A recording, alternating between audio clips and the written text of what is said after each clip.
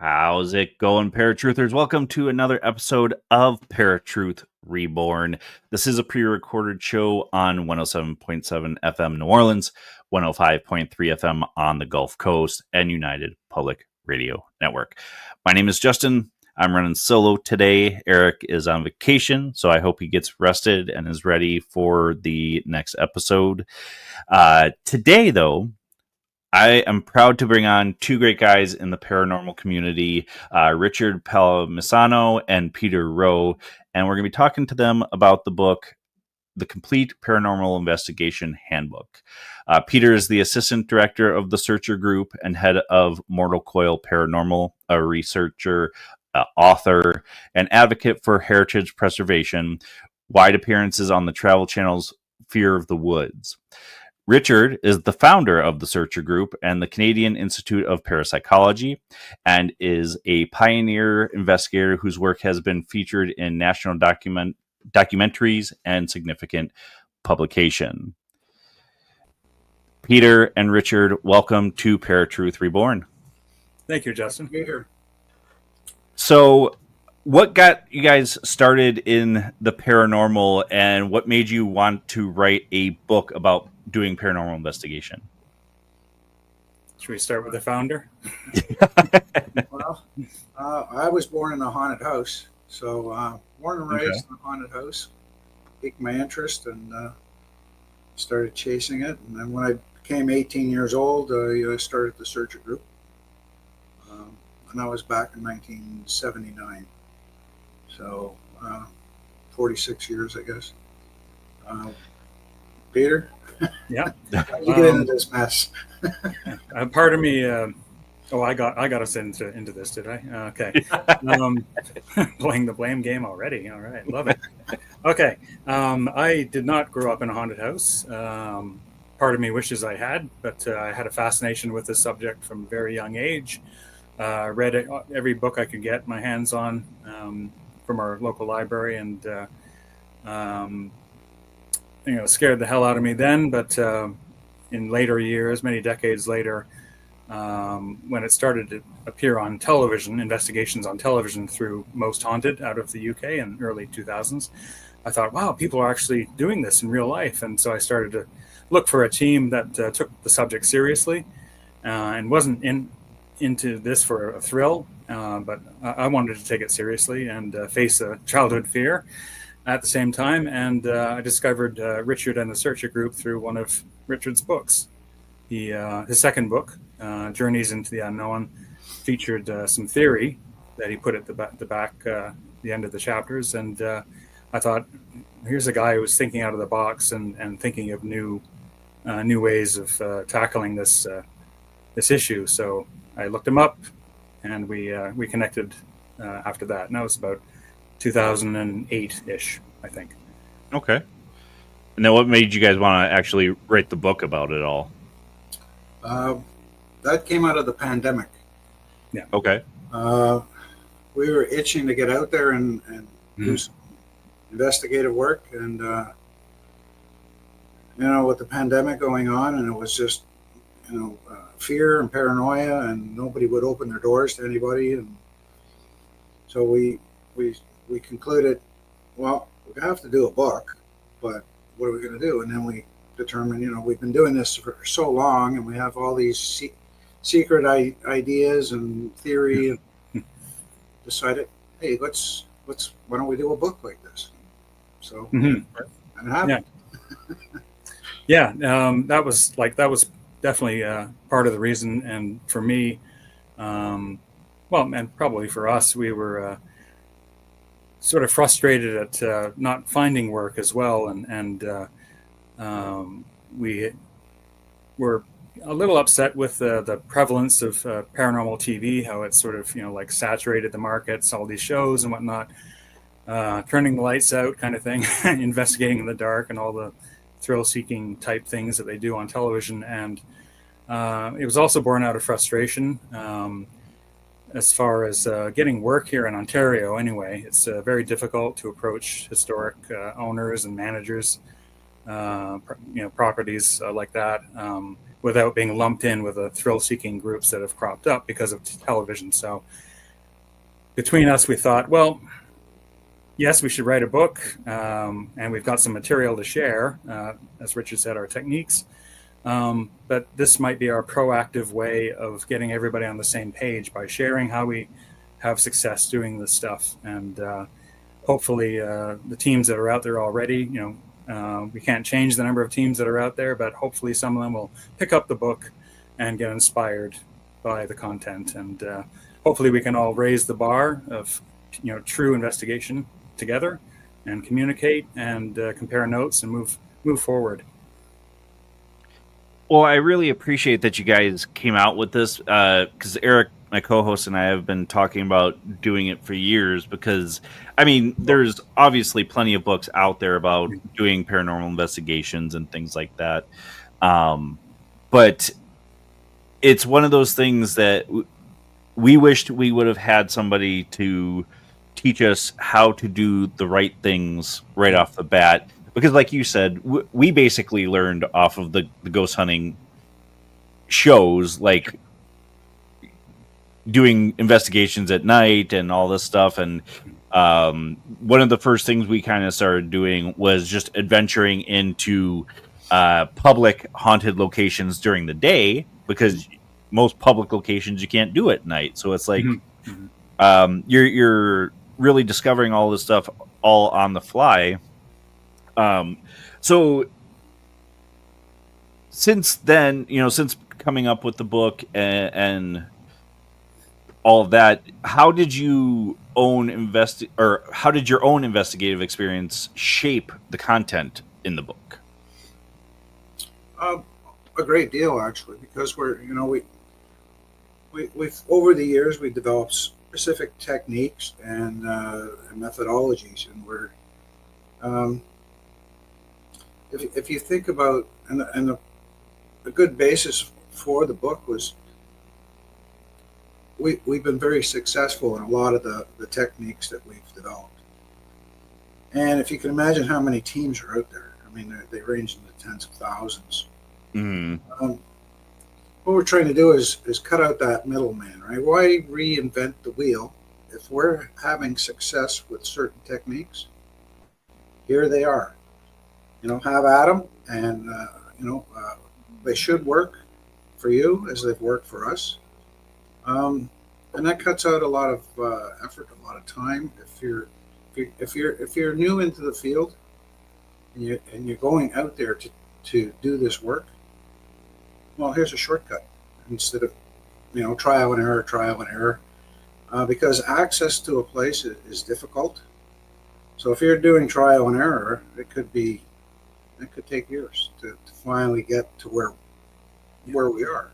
Mm-hmm. So we're just giving you that shortcut, and we're hoping that you find that success as well. Okay. Now, you mentioned that you started the group in 1979. Right. How difficult was that back then compared to today? It was a double-edged sword. On one side, there was a lot of people that appreciated what I was doing, and on the other side was I'm going to call them the laughing skeptic. So I had to deal with both parties, and I come from a security law enforcement background. I've done 37 years of it. So as time rolled in, I became the guy. So if I work within government institutions, large corporations, and these places have problems as well. Mm-hmm. But they don't like to talk about it. So I became the guy because I could keep a secret. I could keep what was going on quiet, so that I was brought into places that nobody else would even know about to have a look. And usually they just wanted to know, is there a problem? Is there a reason to be worried? Can you talk to our security staff because they're afraid to come to work?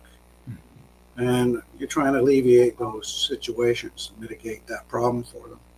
Mm-hmm. And then I became known in that field, and so we get invited to places that nobody else does. So, and that, that was a big part when we did the book on the Canadian National Exhibition. It started off with a small conversation. They said noticing some ghostly activity, very similar to what was in my second book, which I call The Party, where there's clinking of glasses and laughter and music and loud conversation. And I've noticed this a few places, and they've noticed it in their building, or one of their buildings. And they said, "Do you want to have a look?" I didn't know at that moment that when they said, "Do you want to have a look?" that I was being brought in to investigate all their buildings and property. Okay.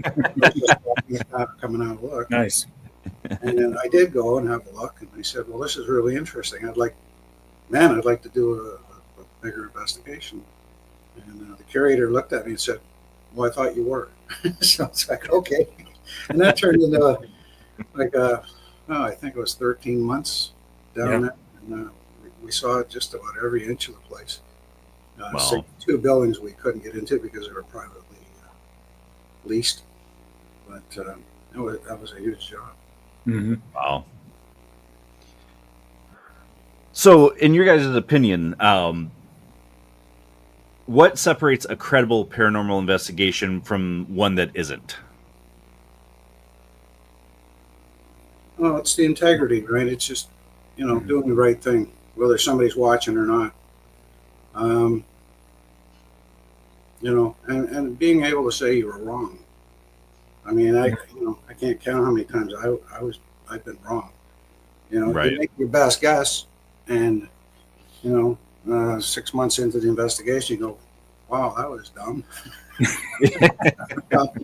But you learn from those errors, and that's, and because you learn from them, then you can take the proper path and maybe come to some,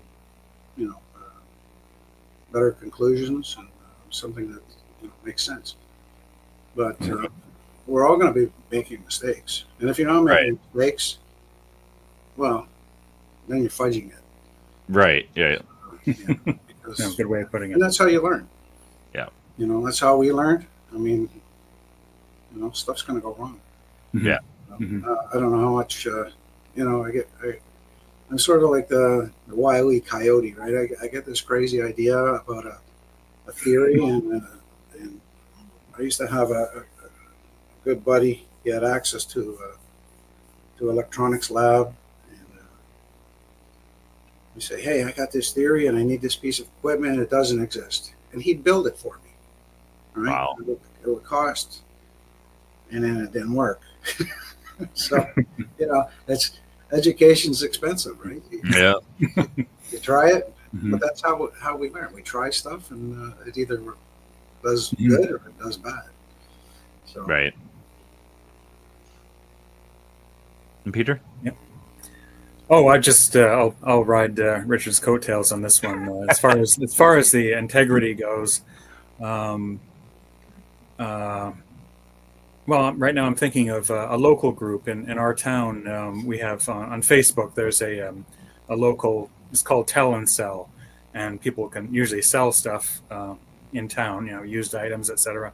But once in a while, you'll have announcements by people who live in town sharing a project that they're working on. And recently, there was a post for a local place that used to house Armenian boys in the early 20th century, and after the Armenian genocide. And I remember trying to get into that place myself to do an investigation, and was sort of put off. This is years ago, and all of a sudden this post comes up saying, "Hey, I want your stories. Our group is going in there for a television show," kind of thing. And I thought, oh my gosh, like if anyone could please stop and look at our manual first. There's that person, because my point is, a professional wouldn't advertise what they're doing ahead of time. They wouldn't say, "Hey, we're going into this place," and tell the world. Even if you were looking for stories, don't tell them don't tell the public that it's for a paranormal investigation. Just ask for stories. But they just had to splash their, I don't want to say their ego or their whatever, their name out there as a paranormal group. Hey, look, this is what we're doing, and that's something we will not do. We'll never do that. Everything's by the book, as I've learned through working with Richard and the Searcher group. Safety and confidentiality are number one. If two things can be number one, they are. And there's, it's all in the book. It's, there's a method to doing this confidentially, respectfully, and safely for clients and the team. So I think that's a long answer to your question about, sort of what differentiates maybe between, professionals or people trying to do as professional a job as they can and a thrill-seeking group. Right. Well, and I'm glad you guys bring up both, admitting your mistake, but also working smart and safe. Because when we first started doing investigations, we were actually invited to go do an investigation at a business. Mm-hmm. And we had caught a picture and thought it was something. We thought it looked like almost looked like it kind of like a Grim Reaper type image to us. And so we presented it to the client, just like, here, we caught this. We can't explain what it is, but it very much looks like a skeleton or a Reaper or something.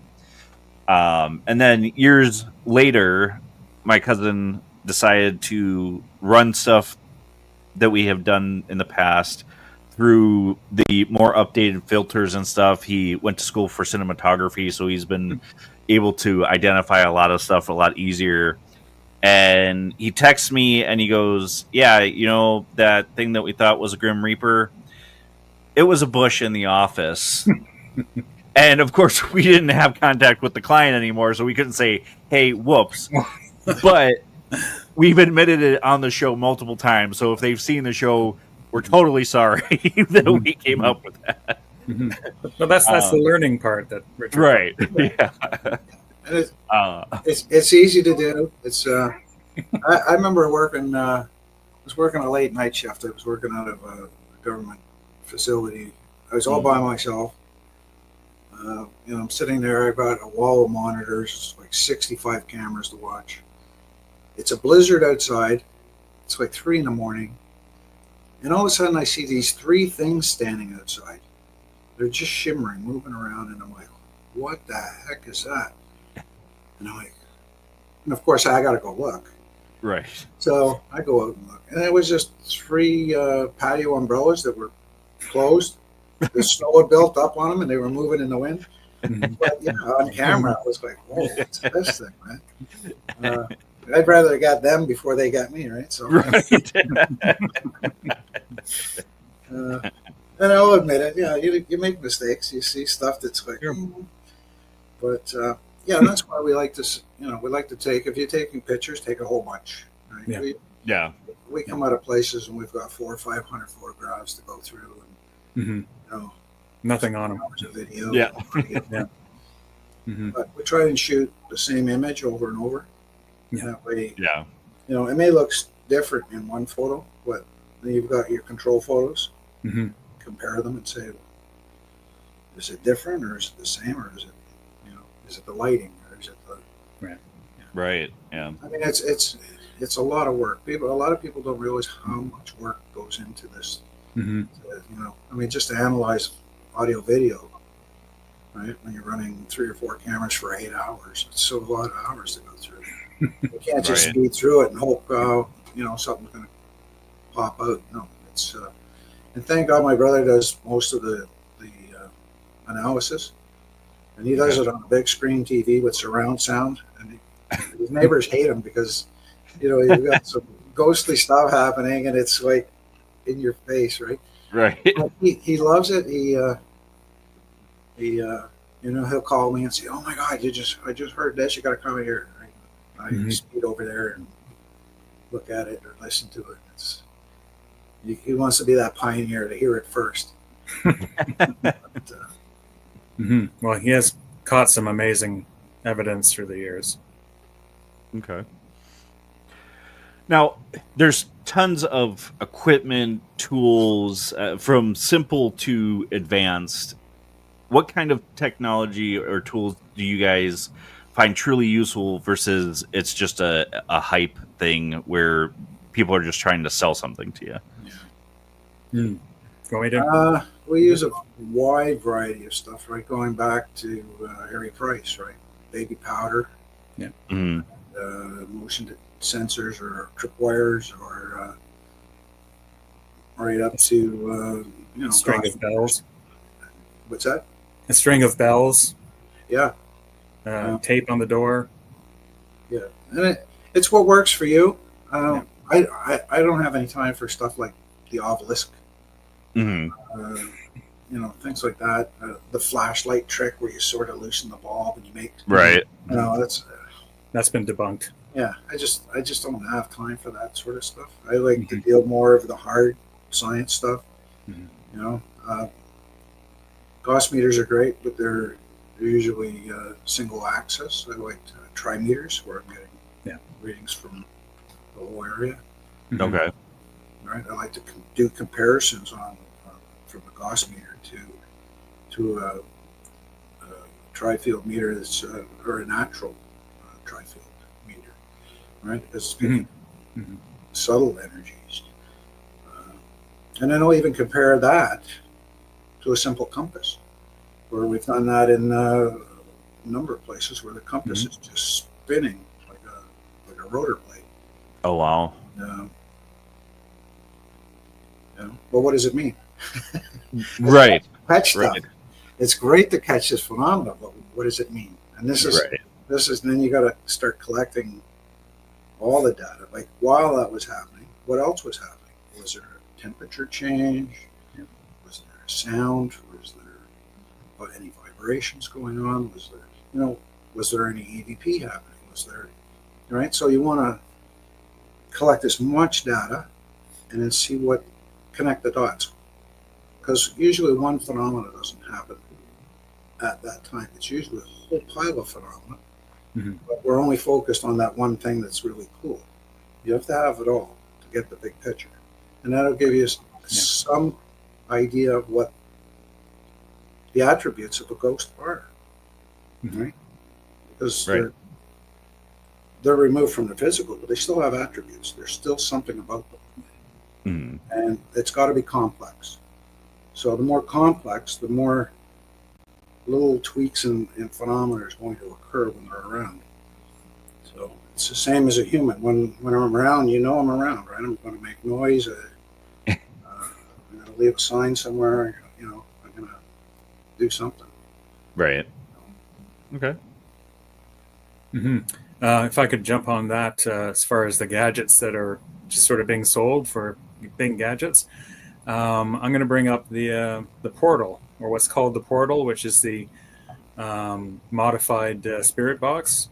They're being sold as a device that it's like a spirit box, but chock full of filters to filter out junk noise, the voices you don't want to hear, kind of thing. And I admit they sound creepy as hell on TV shows and stuff, and they're usually sold in repurposed radio boxes that you can get at the thrift store, and they got the interior out and put the device in it, and it's made out of wood, and they stick little lights around the outside, right? Yep. And whatnot. Okay, great for a visual, maybe great for television. Creepy as hell, when the voices come out and going, whoa, stuff like that, and it's left for interpretation. But I do mention this in the book. We have a section on equipment that we would recommend highly, and others to stay away from. And a portal is one of them, precisely for the reason that as investigators, people who depend on them or trust in them, you're putting your trust in that there's a filter in there that's somebody has told you that these filters are getting rid of junk messages. Well, who are they to say what's junk? You could be missing some really interesting data just because somebody's version of junk seems useless to them. So yeah. Anyway, I explained myself better in the book, and I advocate for doing the work. If you're going to have say a spirit box session with an old fashioned spirit box, um, which is our we think is probably the closest thing we have to real time communication for Hmm. those of us who aren't psychic, Right.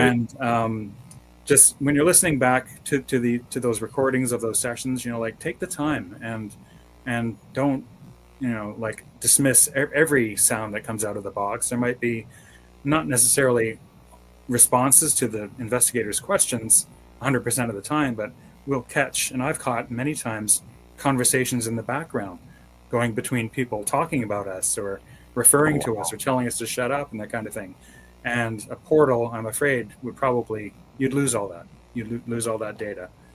And again, that's if you're missing it, then you're missing part of the clues that we're looking for when we're doing this work.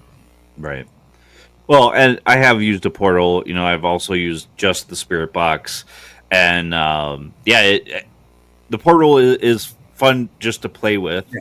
but yeah, you're losing that white noise a lot of times, and it is believed that that's what spirits are using is the white noise, not just Yeah. pulling something from the broadcasts. Right. So, That's right.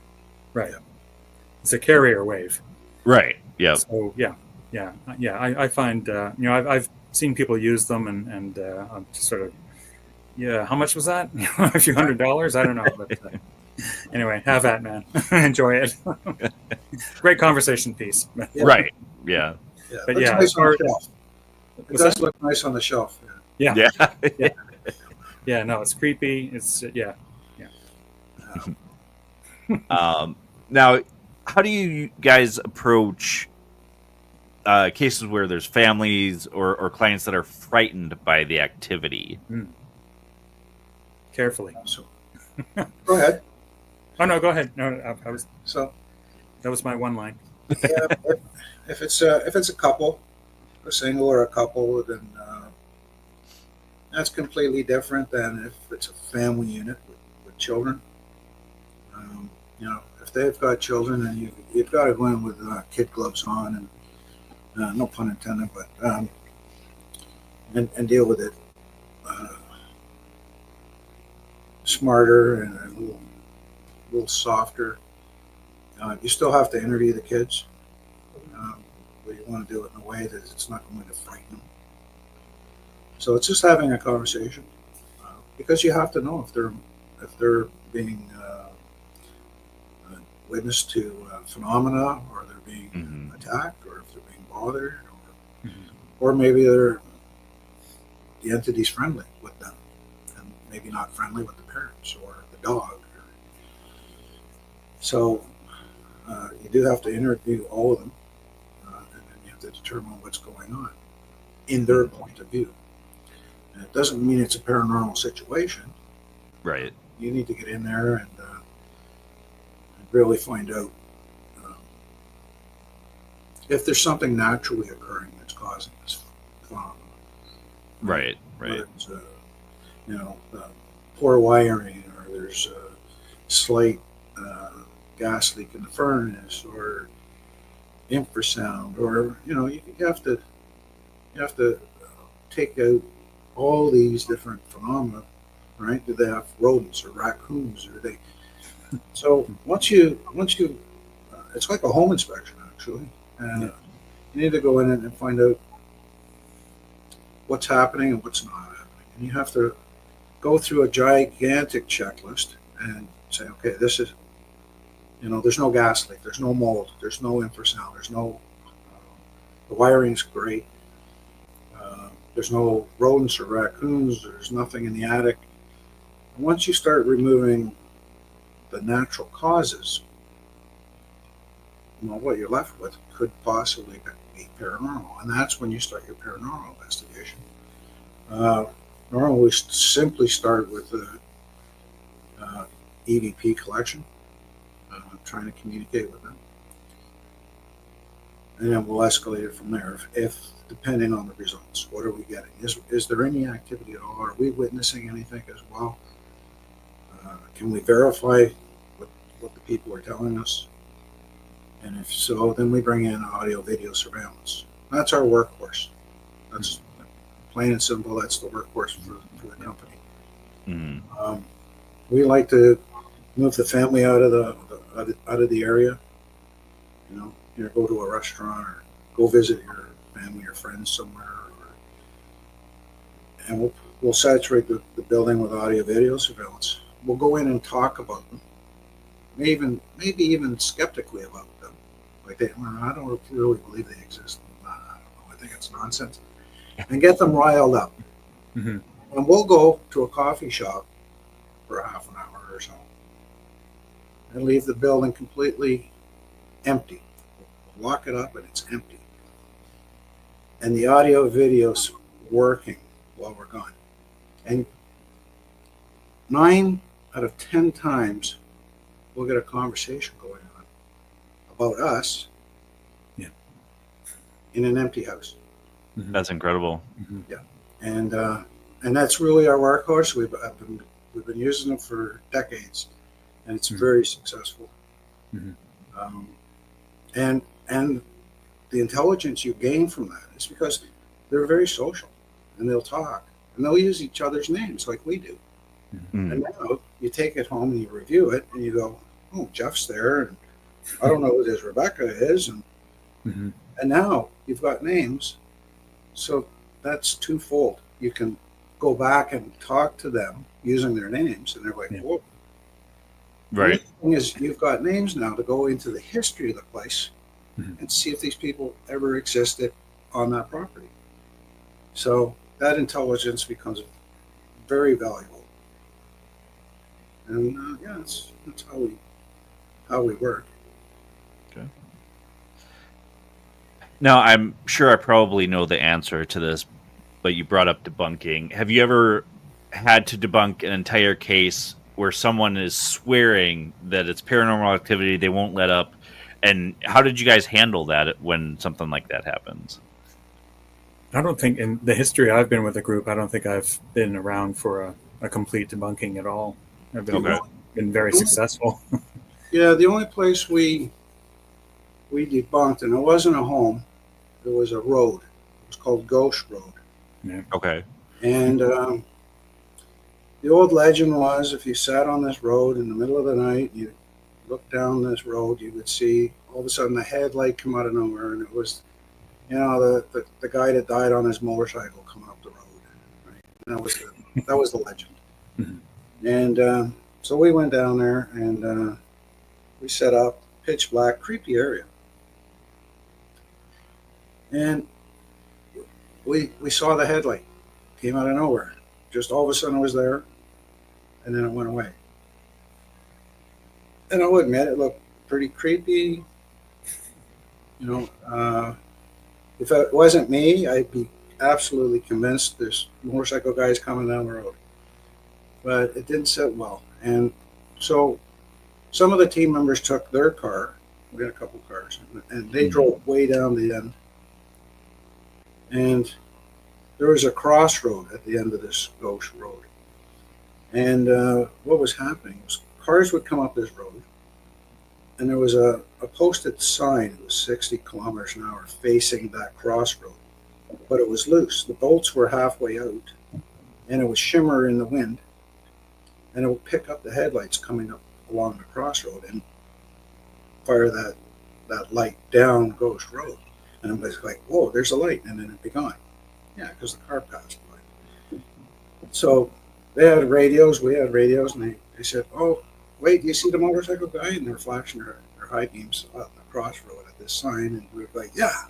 And then they turned the light off. They said, did it go away? Yep. So we sort of debunked that.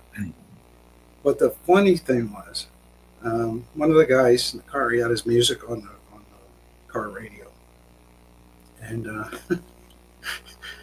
something unseen came by and pounded on the car because I guess they didn't like the music player right there.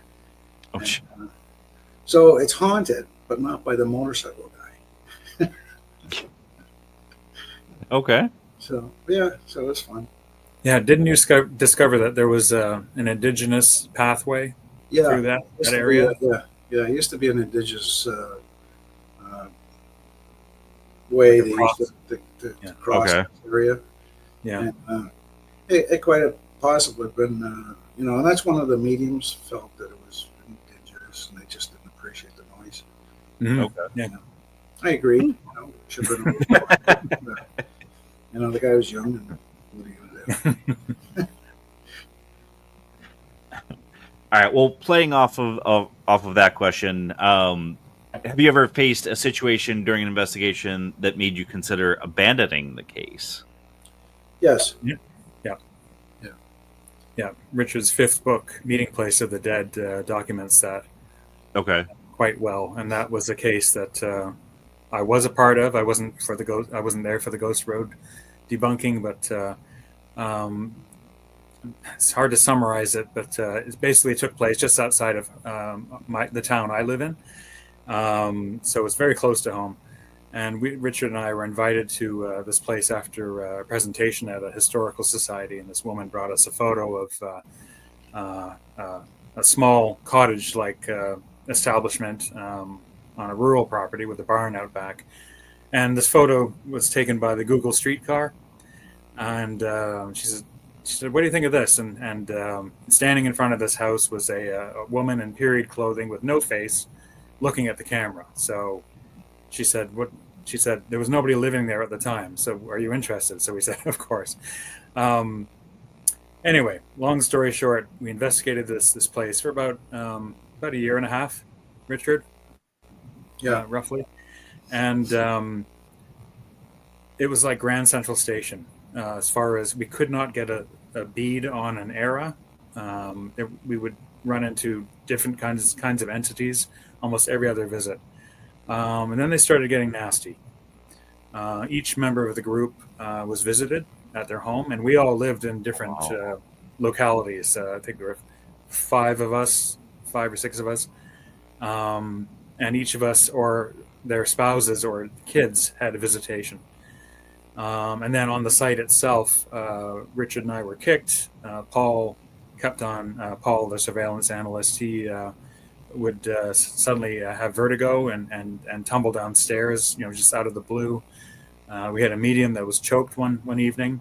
We'd just come back from one of those breaks after leaving the security or the surveillance cameras going, and we'd just come back from dinner, and the medium was choked from behind, brought to tears. And anyway, to round things up, Richard had to, he's seen similar kinds of malevolent stuff before in the past, and so we just had to go to the client and say, we're going to have to call it quits, because if we push too far, somebody's really going to get hurt, and we had Right.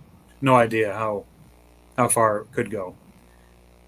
So yeah, that's one experience that I've had with the group anyway, as far as having to call it quits Wow. for safety reasons. Boy, my favorite one, absolute favorite, was I was working on a book for at an old mansion, and they had an old farmhouse across the street. And they were connected in history, but through the spirits as well. They were both connected. They had some. So we would take turns looking either at the mansion or this old farmhouse. And this particular night, I just couldn't get the team together, so I brought one person, and then a guy I know. He dabbles in film. He likes to do film directing and stuff. Yeah, he said, "What are you working on?" I told him. He said, "Can I come out?" I said, "Sure." So it was just the three of us. So we went in. It was a hard location to work. I think they had 2 plug outlets that worked in the entire house. Wow. So I was using one for surveillance equipment and stuff like that. So we took a break. It was probably, I don't know, 11, maybe 11:30 at night. And it's a big home and or farmhouse, and it's all boarded up. It's been boarded up for more than a decade. And so we went outside for a break. We're standing on a front lawn, It's dark. There's nobody around. It's quiet.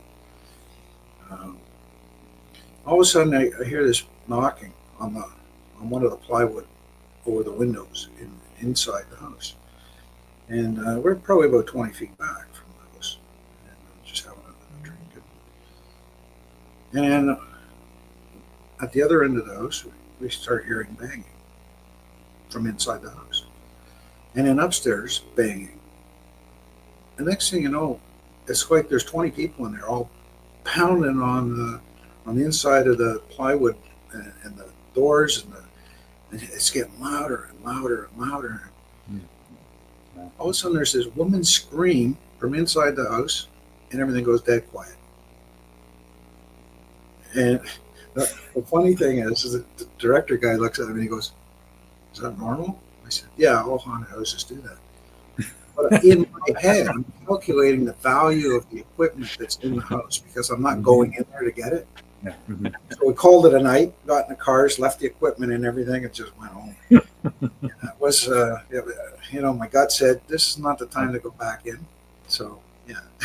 But that was one of my, wasn't the greatest moment, but it was, the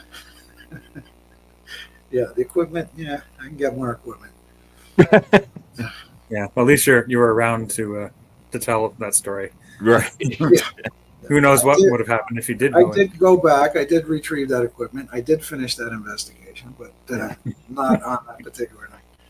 But I'll tell all the listeners, trust your gut because obviously it pays off. Yeah, go with your gut because you know what?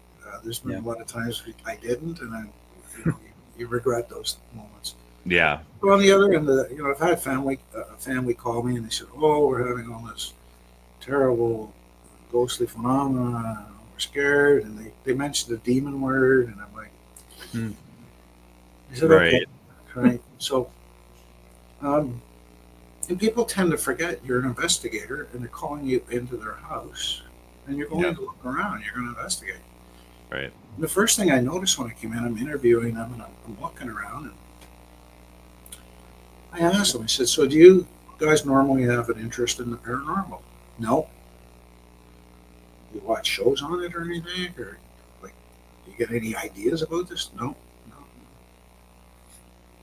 Well, hold on a minute. You have an entire bookshelf here on paranormal and witchcraft and spell casting. You have a Ouija board here. I thought you had no interest. Oh yeah. Well, that's, yeah. At that point, I'm not really interested because if you're going to be lying about it, right. How are we going to get to the truth, right? Right. So I just say, you know what? I think there's probably another team that can help you, but I don't think I can. Right. And then you're out. Right? So, nice mug. You? This or this? Excuse me. Now, what lessons or skills do you hope new investigators take away from this book? Well, I'm hoping that they'll recognize the advice or the techniques that are shared in this book and look at them and give them a try. As I said, as I tried to say, up their game and sort of meet us at the same level of accomplishment and using these techniques. Really, it's we're hoping to put a positive spin on this manual. It's to bring up the game universally, I guess, nationally, and start a conversation between teams instead of competition between teams and getting likes on YouTube and whatnot, and trying to get a television show of their own. Use these techniques that are in the book, and let's compare notes and try each other's experiments and say what works and what doesn't work. And if you have theories of your own that you want to share, we want to hear them. Likewise, if you don't agree with some of the theories that Richard and the Searcher Group think tank have come up with, tell us why. Like what doesn't work for you, and let's have a talk about it. So hopefully the manual will will be an invitation for that kind of conversation to get started. Okay. Yeah, just be, and when you're dealing with the client or whoever's you're working with, whether it's working with anybody or you might just have access to a property, be respectful, be pleasant about it, be professional, and always be honest. People shake their head. As an author, authors are usually protective and secretive, and they don't want to tell you anything till the book's out. Then the book's out, and they go, "Okay, I can talk about it." Right. Okay. I will write the entire manuscript, and I've been, other authors just shake their head at me. I'll take that manuscript back to the client and say, "Here it is. Have a read of it before it even goes to the publisher," because I want to make sure I'm not saying something that's going to startle them or embarrass them or give away the Cadbury secret. Right. I want to make sure they're comfortable, and then if they say, "Yeah, that's great," off to the publisher it goes. And why not? It's an honest way to do things, right? I don't want to feel like I'm pulling some wool over the client's eyes and doing something behind their back, because that's not what this is about. Right. It's above board and honest and transparent. This is what happened, and here it is, right? And it's all about you or your house or your family or whatever it is. So you need to be comfortable with it, and that's how you build relationships, and that's how you build trust within a community. Yeah. Right. Because that word gets around quick. Right. Not as quick as if you do something wrong. Well, right. Right. So if you do something wrong, own it. Right. Right. How can I fix this? Make sure you fix it, because it's really about building those relationships, and those relationships build trust, and that will get you in the door faster than anything else. So, yeah, thanks to the reputation that Richard has built over the years through a lot of hard work and reputable work, we've been fortunate to just been handed the key to a couple of places. When I began the what I call the town hall tour in 2015, 2016, I approached a local town hall caretaker, and he said, "Here's the key, have at it," kind of thing. And he didn't even want to be there for the investigation. That's that kind of trust and reputation that Richard's put a lot of hard work into establishing. Right. Yeah. And then it's and you know how to read people, right? Are they nervous about something? What are they nervous about? Find out, ask them, and then try and mitigate it and alleviate those problems. And once they've got your trust, even funny stuff comes out of that. I did a huge job for one of our municipalities down here. The city, it's a large city. It's Mississauga. We were cataloging historically owned properties that the city owned. It was a huge job. Took 10 months. We got to be known, and so there's this one mansion out on the lake. It's they use it as a music conservatory right now, and it's quiet. It's after hours. It's locked up. So I was waiting for corporate security to come by and unlock the door so we could go in and look. We're just sitting there. The next neighbor is probably half a mile away from here. And this cop car comes in and parks right behind us, and he's walking at us, and he's like, "What are these guys? There's a whole bunch of guys in this car. It's late at night. What are they doing back here?" So I said, "Okay, So I jumped out of the car and I walked over, and he's like nervous. He's looking at me like, "What's this guy doing?" So I came over and I pulled out my card, and I said, "Hey, you probably wonder what we're doing here." Gave him the card. Paranormal investigator. We're going into that. It's called the Adamson's estate. I said, "Going into the estate there. I'm just waiting for the security guy." Okay. He just turned around and left. I don't have nothing to do with this. It's not in my job description. Yeah, that's beyond my pay grade, man. Yeah. Now, do you guys believe that paranormal investigation is more science, more of an art, or kind of a combination? I would say a combination. I mean, Yeah, it's maybe not art, but definitely an emotional human component to it. You're talking to before we went on air, Justin. We were talking a little bit about our consideration for people outside of the physical still being people. I'll refer to them as spirit people, and because that's there hasn't been a change there in that respect. They're just outside the physical, just in a different form. So. But the science, that's what we have to sort of log our experiences using instruments that are developed by those of us on the physical to try to log and say for certain that there's a change in the environment. So I would say it's a combination of both. It's the connecting through emotion and respect and that kind of thing, and as well as bringing back proof using the gadgets and instruments that we have in the physical. Yeah, it's both.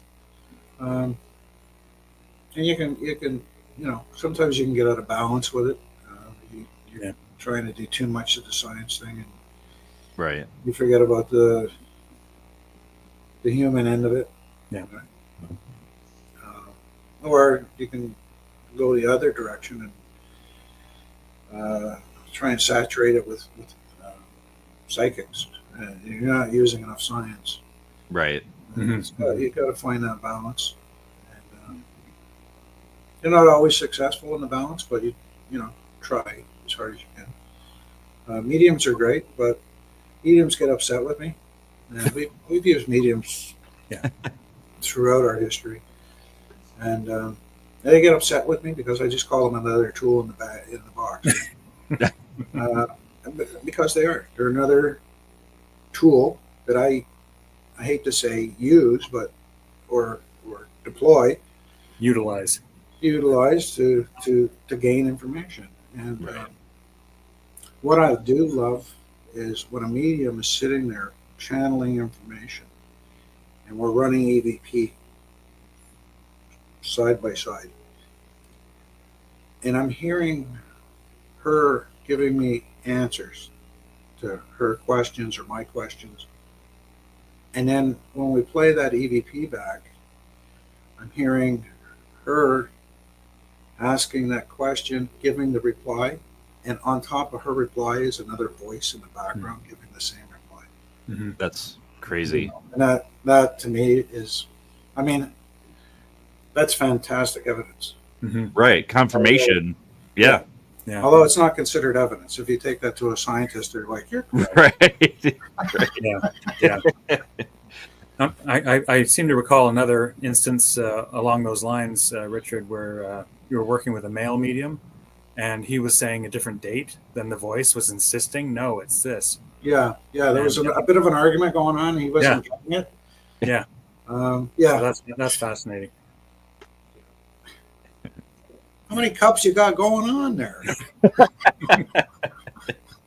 I got to stay hydrated, man. Well, there you go. Yeah, compensate for the other one. Yeah. Excuse me. Now, what do you guys think the future of paranormal research is going to look like? A lot better after they read this manual. Well said. High five. Well said. Yeah, that's a tough one, man, because sometimes I get depressed thinking about that. With the new technologies coming out, and usually new technology means, hey, this is going to work out. It's actually putting us behind the 8 ball, right? With AI and voiceovers and all the junk they're coming out with now, with being able to create your own photographs and your own audio and video, and it's hard.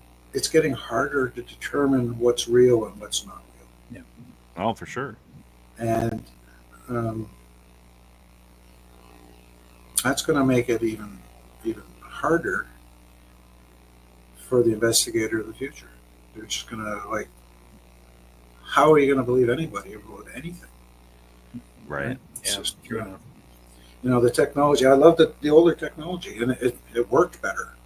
It actually worked better. I've run EVP tests with old analog tape recorders right beside a digital recorder, and I get more on the analog. So, Yeah, I've heard that a lot. Yeah. yeah. So, just the new technology and people, and that's the thing I don't like is a lot of investigators, instead of buying an actual camera, they take their phone. Right. And a phone camera is not a true camera. It doesn't capture the actual true colors that you're seeing. So Right. it's altering, and there's so many layers of filters. You're not really catching what you think you're catching, and it can lead to misidentification of things. It's not truly what you saw.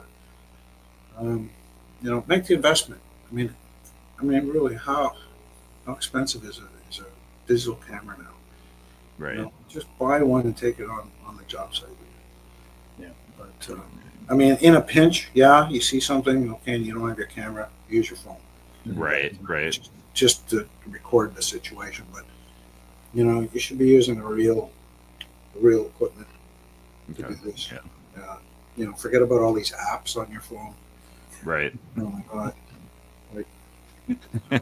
Yeah, because there's Really plenty of them out there. If you're going to do it, Do it right. unless it's a fly-by-night hobby, it's just an interest you want to just do. That's fine. Right. If you think you're out there trying to capture real evidence and you're really trying to do something important, do it right. Otherwise, what's the point? Right. So, Right.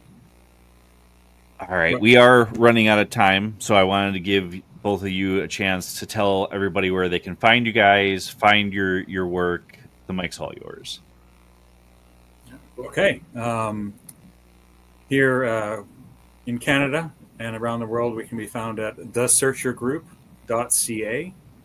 That's the address of our website. You'll find bios and book covers and many articles on a lot of the work that Richard and the group have done over the years. What else can we add to that, Richard? Our books, I guess. yeah, if you want to contact me directly, I'm at the Searcher Group. It's Richard at thesearchergroup.ca. Or you can look me up on Facebook. Sometimes I'll post stuff there. Our publisher for this book, Llewellyn Worldwide, is gracious enough to have a paranormal journal online. Invited us to do some articles, which we have. So you can always go there and look us up as well.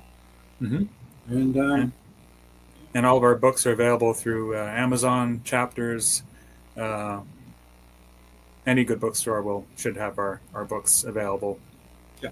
Okay. 24/7, 7 days a week. Awesome. All right. Well, Peter, Richard, thank you guys for being on ParaTruth Reborn. Well, thanks for having us on. Thanks, Justin. I appreciate it. Yeah.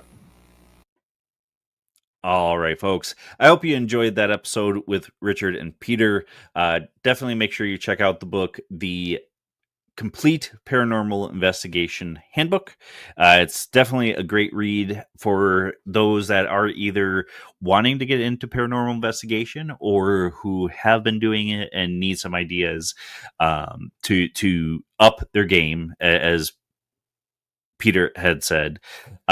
So if you have any questions or whatever for them, definitely reach out to them. We got a lot of great stuff coming up for you guys, so I appreciate that you guys are still listening to us each and every week. Make sure you like, share, subscribe, no matter wherever you listen or watch. And again, this has been a pre-recorded show on 107.7 FM New Orleans, 105.3 FM on the Gulf Coast, and United Public Radio Network. Make sure you check out all the great shows that we have on the network, because there's so many great ones on there. But until next week, where you'll find us same time, same channel. My name is Justin. Talk to you guys later.